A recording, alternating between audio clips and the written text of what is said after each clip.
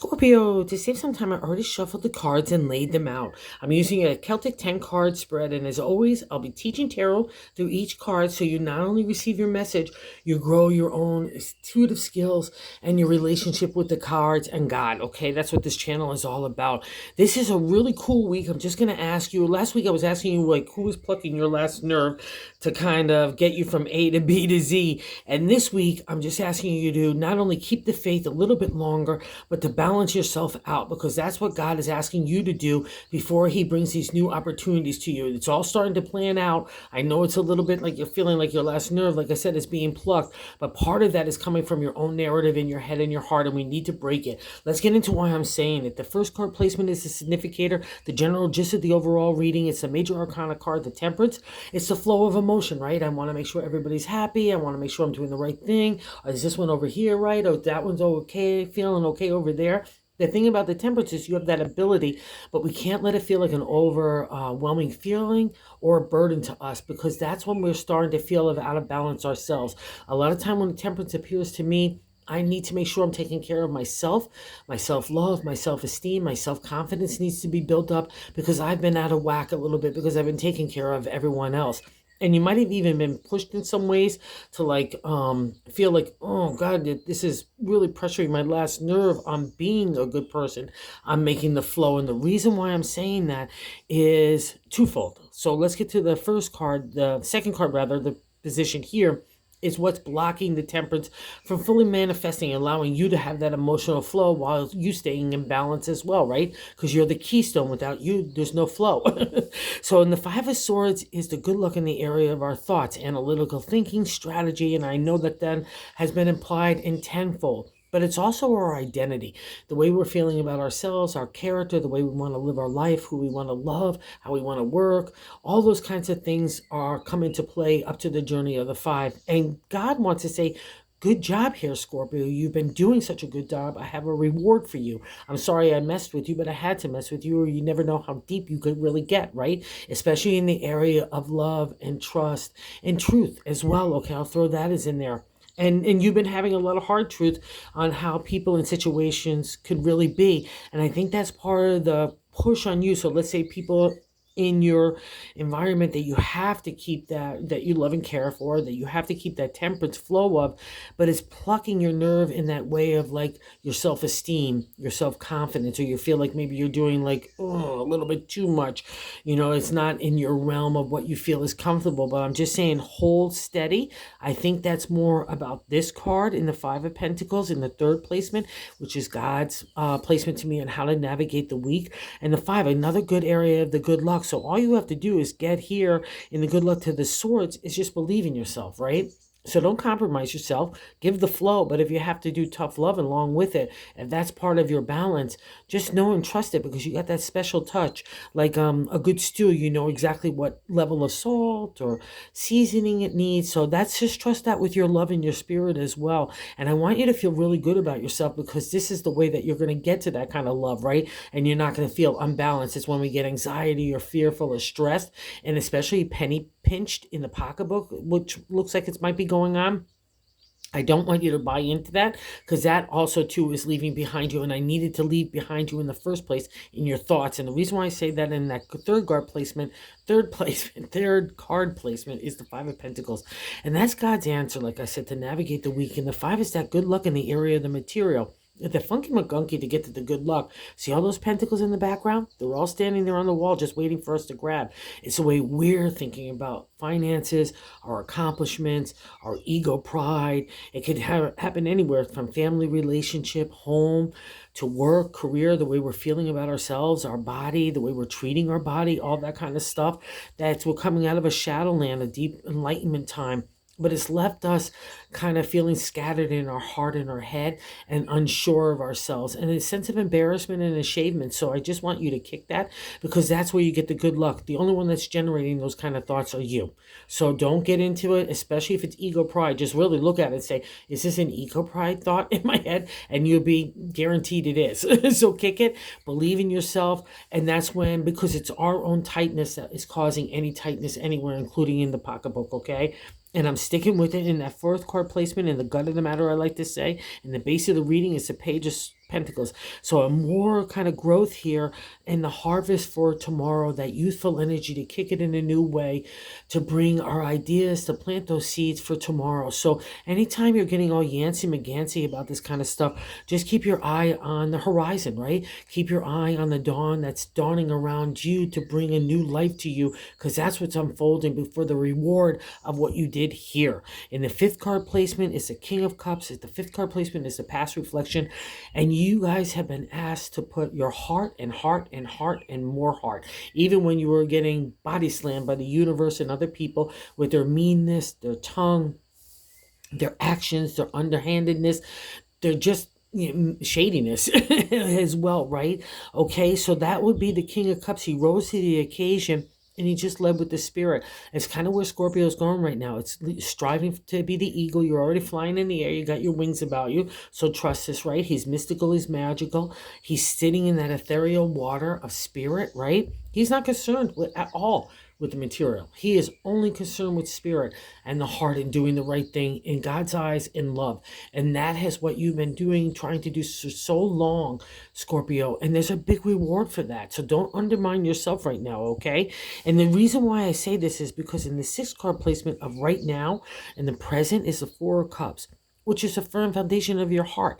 And you only get to the firm foundation by being Tessa of the heart, where people come along again under that pressure of the swords. How do you want to do this? You have to justify, you have to engage, you have to defend. It's all part of that. But at the same time, you're digging deep to yourself, saying, wow, where is that line for me? Where is that ethic and character? I don't like that kind of behavior in someone else. Am I doing that? I don't like that in me. Blah, blah, blah. That's kind of the gist of the good positive nature of the Four of Cups. It builds that foundation so you know where your heart really wants to go, and who most importantly it could trust, and who can kind of take in that energy from other situations and people, only of the best, right? Because we have to learn that sometimes we can think we know what we want, but we maybe don't know what we don't want until we encounter those people and situations. And that's the Four of Cups. It might be a visit right now, or even in past reflection with the Scorpio. Don't let anything of a negative nature get to you, okay? See, all your cups are firm there, no problem. It's chitty chatter and gossip from other people. Do not buy into it. Rise above it and know who you are. Remember who you are. That's kind of this whole thing. That's what gives you the balance here in Temperance. Remembering, and this is where we get to the reward part, Scorpio. In the seventh card placement, how we're feeling about ourselves. So Temperance, I might be feeling a little overwhelmed, burdened, like I gotta do this. I might be pluck my nerve. I still gotta be nice to these people when they're like not the kind of things that I want to have in my life or whatever, but situations dictate it. Okay, and the Fool, keep this in your heart along with the Page too, okay? And we're going to get to the Queen in a second. But the Fool is a major arcana card, and he's so important in tarot because he starts the major arcana. He's new life, and that new life is dawning in you. That new day is dawning, right? We've come out of a time of enlightenment, of spiritual and emotional growth and maturity, right? Those lessons are never easy, but you rose to the occasion. It's a karma card for me because you don't get to him unless you're ready to start a new cycle of life, and that's what he represents. You'll see him almost always in animal skins because he's not taking anything of the material forward in his life. He's only taking his spirit, and including sometimes you see a little bag over his shoulder.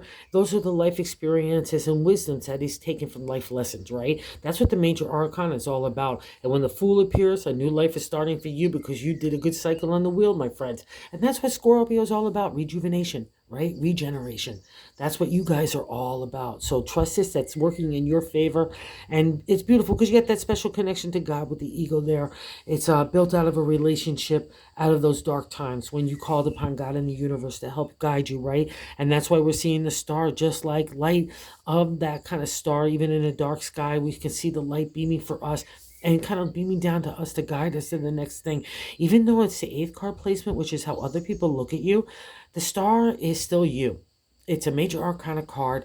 It's one of the toughest cards in the tarot deck to me because it literally brings you to your knees. But when she appears for me, it's in a past reflection. So people are looking at you as someone has really taken some serious body hits in the spirit, emotionally, the pocketbook, I'm sure, the whole thing, okay? But the star says, look at what a warrior you are. how strong internally and confident in self-esteem and the power of God's faith and hope, right? That's what got you through that. That's what you were working on to get that universal connection. And that shows in the star. So I'll say this to wherever you, if you feel like you want to be of service or hope or inspiration to other people, that's a great reflection. But most importantly to you, especially sitting on top of the Fool, it's a karma card to me in a major, major way. Okay, so the karma for you is go look at that new life. So anywhere you're getting yanced out, okay, negativity or feeling this guy, that says no purpose other than to move on and get the good luck. Place it with the Fool and the Page, and here in the Queen, knowing, oh God, let's think about it. So the Queen on top in our faith and hope, hope and a fears position of the ninth card. The Queen is just like the King, only concerned, well, she's a little concerned with the material. He just wants to not deal with the material, but the Queen can deal both. She's like the ultimate exalted state of the temperance, where we could deal with material and spirit. I've got even flow. I'm connected to God in that ethereal, right? That spiritual, mystical nature of the water. And remember, you are our connection in one of the zodiac signs that have that unique connection to God and the universe. So call upon it, get into that meditative state, be sincere, be intent, right? God just wants to hear from you. Doesn't care about the language or the form or where you're doing it. This is God's to guide you, and he's telling you too to lead with the heart. That's the Queen of Cups. God and the universe want to say, just keep trusting your heart, keep it in you. Again, where you need a little tough love, wherever that needs to apply, that's in your favor as well. But don't be afraid of the Queen, because she's you, all right? So it's so beautiful. It's just such a great place to have in the hopeful state, because God just wants to ignite your spirit and reward you for the good stuff. So let's not shut down. In the outcome card here in the 10th position, we have another 4. So another firm foundation, but this time in the area of the material, right? Home, family, relationship, our bodies, community, work, the dollar, our relationship to the outside world and Mother Nature would be good for you to get connected that way too if you're feeling stressed. But the 4 is saying don't shut down. Because if God's got a gift for you, how am I going to get the gift to you if you're all like tangled up in my deck? See, he's hoarding all those coins because I don't trust anybody else, or I don't believe in tomorrow. I have a poverty set of thinking. That's the 5 of Pentacles, right? If we live in poverty in our mindset, it's never going to be abundant for us. So again, that's why I got to tangle that. And remember, again, here, the exalted state of the 4 of Pentacles is you have the firm foundation. So it's so ironic because this guy's hoarding everything because he feels like this guy's going to be better than he is, right? And it's just crazy because we need to be, again, the teacher, the lover, the mentor. And that's what Scorpio is. So don't be afraid of giving out your love, because I don't think it's more of the material thing of being competition that way. I think it's more of like, because temperance is pressuring you now, it's like you're saying to your head, well, I don't want to be so nice, or I don't want to be so generous, or I can't be this because I don't have that. Complete opposite, because this is about the firm foundation. So believe in the Queen. She's got the balance and she knows where we're going, okay? And I'm validating that as well. And the bonus card, the Ace of Pentacles, is the upsurge of energy in the area of the material, but he too is coming out of that mystical water of spirit, right?